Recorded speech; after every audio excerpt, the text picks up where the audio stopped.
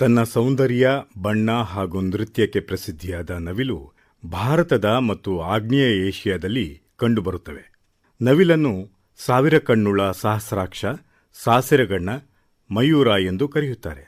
ಫಾಸಿನಿಡೆ ಕುಟುಂಬಕ್ಕೆ ಸೇರಿದ ಇಂಡಿಯನ್ ಪಿಕಾಕ್ನ ವೈಜ್ಞಾನಿಕ ಹೆಸರು ಪಾವೋ ಕ್ರಿಸ್ಟೇಟಸ್.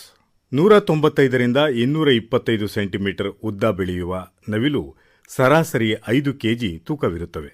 1ರಿಂದ 1.5 ಮೀಟರ್ ಉದ್ದದ ಪುಕ್ಕಗಳು ಇರುವ ಗಂಡು ನವಿಲಿನ ಬಾಲದ ಗರಿಗಳು ನೀಲಿ ಹಸಿರು ಮಿಶ್ರಿತ ಅಥವಾ ಹೊಳಪಿನ ಹಸಿರು ಬಣ್ಣ ಹೊಂದಿರುತ್ತವೆ.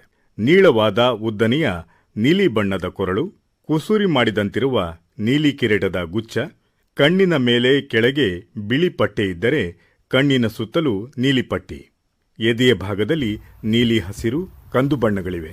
ರೆಕ್ಕೆಯಲ್ಲಿ ಕಪ್ಪು ಬಿಳಿ ಬಣ್ಣಗಳ ಪಟ್ಟಿಗಳಿವೆ. ಬಾಲವಂಟಿದ ಜಾಗದಲ್ಲಿ ಹೊಳೆಯುವ ಹಸಿರು ಹೊಂಬಣ್ಣವಿದೆ.